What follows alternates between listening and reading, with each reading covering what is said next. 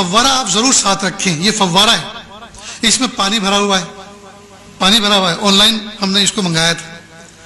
اس کا فائدہ یہ ہے کہ آدمی اگر حرم میں بیٹھا ہوا ہے اور اس کا وضو ٹوٹ گیا, اب اگر آپ حرم سے باہر نکل کر واپس جانا چاہیں تو یہ ممکن ہی نہیں, پولیس والے جانے نہیں دیتے, بھیڑ اتنی ہے.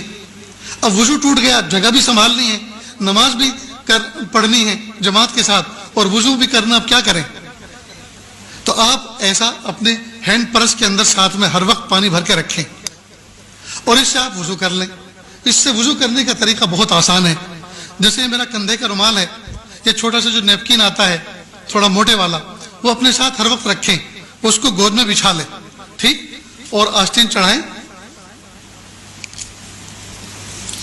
اور اس سے وضو کرنے کا طریقہ یہ ہے کہ وضو میں سب سے پہلے کلی کی جاتی ہے, ہاتھ دھوئے جاتے ہیں, ٹھیک, اس کے بعد کلی کی جاتی ہے, ناک میں پانی ڈالا جاتا ہے. لیکن یہ فرض نہیں ہے, یہ اگر نہیں بھی ہوگا تو بھی وضو ہو جائے گا.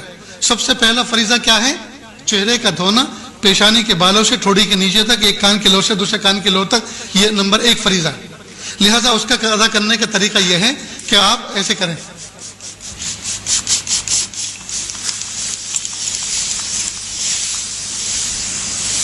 دیکھو میرا منہ بھیگ گیا نا, اس کو میں نے مل لیا. اور شریعت کا فقہ کا اصول یہ ہے, جس عضو کو دھونا ہے اگر اس میں سے 1-2 قطرہ پانی ٹپک گیا تو وہ دھلا ہوا سمجھا جائے گا. یہ تو قطرات تو ٹپک گئے تو چہرہ دھل گیا. اب ہاتھ دھونا ہے جی. دوسرا فریضہ انگلیوں سے لے کر کوہنی تک, کوہنی سمیت اپنا پورا ہاتھ دھونا, دونوں ہاتھ دھونا. تو اس کا طریقہ یہ ہے کہ آپ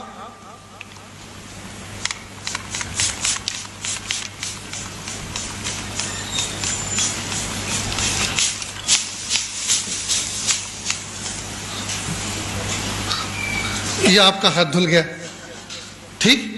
اسی طرح سے دوسرا ہاتھ دھونا ہے, اسی طرح دوسرا ہاتھ دھونا ہے. آپ میری طرف دیکھیں, بہت اہم کام چل رہا ہے. دروازہ کھولنا تو آپ نے یہ بچپن سے دیکھتے آئے ہیں, کھولتے بھی ہیں بند بھی کرتے ہیں. تم بھی کھڑے ہو یار, جو نہیں دیکھنے کا ہے وہ دیکھتے ہو, جو دیکھنا ہے اس کو نہیں دیکھتے. تو دوسرا ہاتھ بھی ہو گیا, ٹھیک. یہ تو میں نے وقت کو بچانے کے لیے ایک ہاتھ کو صرف ایسے ہی بتا دیا, ایک ہاتھ ایسے, تو دوسرا بھی ایسے دھونا ہے. اس کے بعد پھر ہاتھ کو تر کیا دونوں اور سر کا مسح کر لیا.